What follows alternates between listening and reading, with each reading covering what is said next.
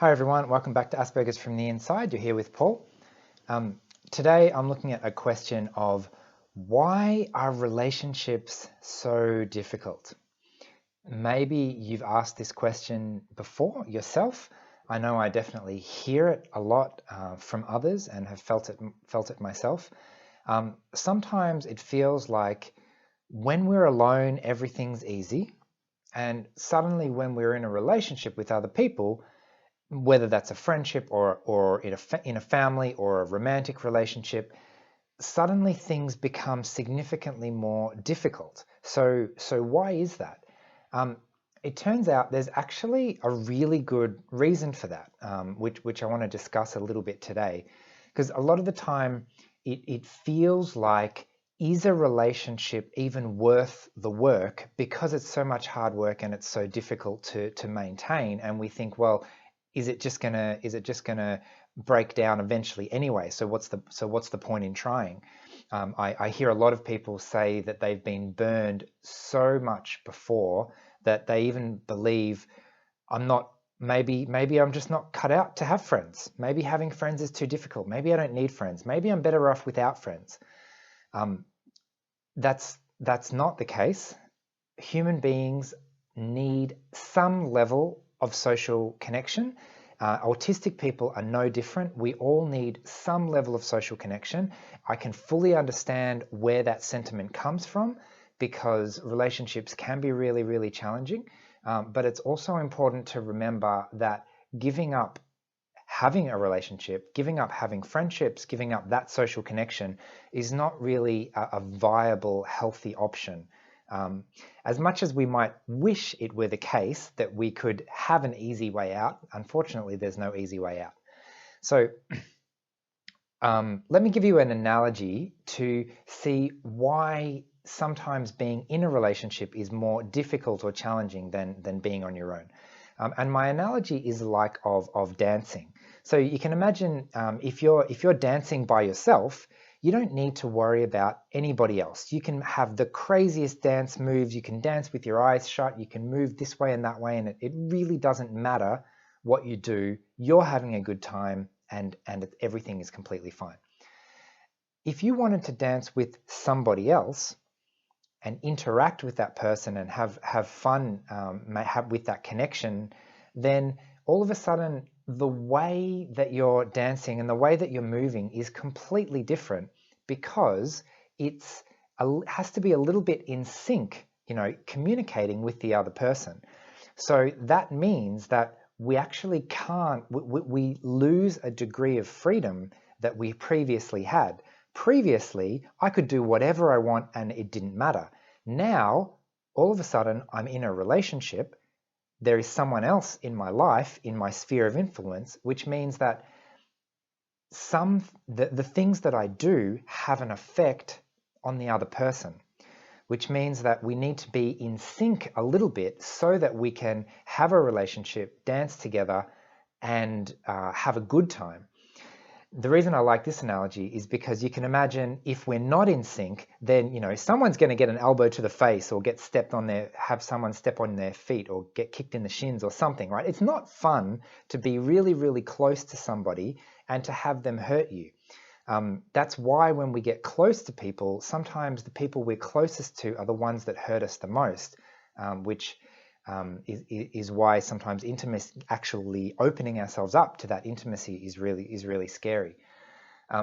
So there's I talked about attachment strategies, attachment types, and typical behavior patterns in a previous video. And you can imagine that when we're dancing too close and we're not really in sync and we're stepping on each other's toes, one person might try to cling on and try and dance even closer and say, look, even though I know this is not good for me, I'm going to stay anyway. And the other person might think, this is not fun. I'm going to go away where you can't hurt me anymore. Now, if we want to build a healthy relationship, if we want friendships, if we want healthy supportive family relationships, romantic partners, all of these things, which are so important, it's a matter of learning how to find that middle ground of taking a little bit of space if we're too close and we're bumping into each other, take a little bit of space, and so that we can continue to interact, continue to learn about each other, continue to learn how to be in sync and have this relationship. It's actually so I do a lot of relationship coaching. So I'm in a bit of a special position that I hear a lot of different people's relationships. Most people only have information about our own relationship, so it's easy to think that we're the only one. And I want to share something that's basically universal in almost every relationship. And that is, the closer we get to a person, the harder it becomes, because the things that our own issues that were lying dormant in us suddenly start coming to the surface when we have to interact with another person and form a relationship with another person.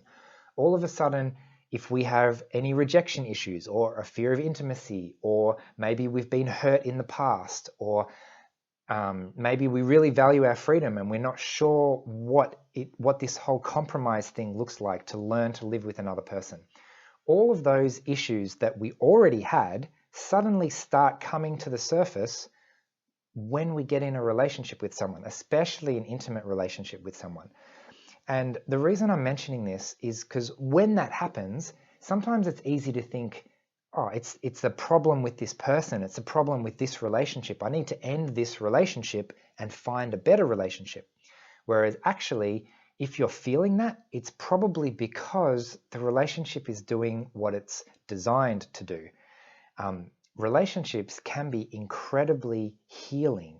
And one of the reasons that they're healing is because they bring back up to the surface all of our past history and past trauma and past issues, and they bring them to the surface and force us to deal with them so that we can then move on through them.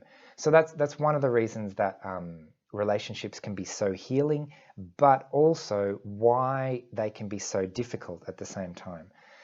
So if you're finding that you're in a relationship and it is really difficult, it's not necessarily a bad sign.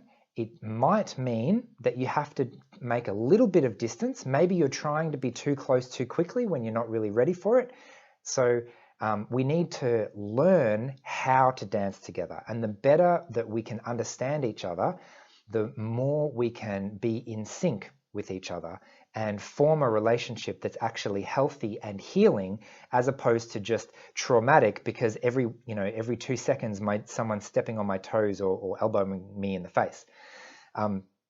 So where was I? So I think I had a final point. Did I have a final point? If not, I'll find out in a minute.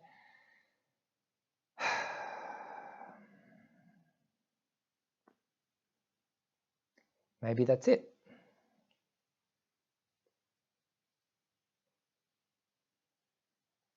Yep, it will come to me as soon as I hit pause or off. It's the end of a long week. Words sometimes flow. You might notice I talk really quickly. That's because if I talk slowly, I forget what I'm saying. Anyway, I hope you found this video valuable. I want to encourage you to persevere and find healthy relationships, because we all need that social connection, even when we feel like we want to stay by ourselves sometimes. That's what I was going to say. We don't need to be really close to another person all the time. So imagine if I'm dancing by myself, I've got all of this freedom and I want to dance with someone else. Maybe that's great for a little while. And then I say, well, this has been fun. I'm going to go dance with myself for a little bit where I can have all of this freedom and express myself however I want. And then I'm going to come back. So we can look after ourselves in the way that suits us the best, and build a kind of relationship where we're able to dance by ourselves sometimes if we need to, and we're also able to connect with other special people in our life as well. It's not an either-or thing, and if we can have a little bit of both, then it's what allows us to really look after ourselves, and what allows us to really build that connection as well. So that's going to have to do for today. I hope you found that interesting and you could relate to that, let me know what you think in the comments. If you find relationships difficult, what your particular challenges are and how you deal with that so that you can make the relationship a healing one. And I will see you again next week. Okay, bye.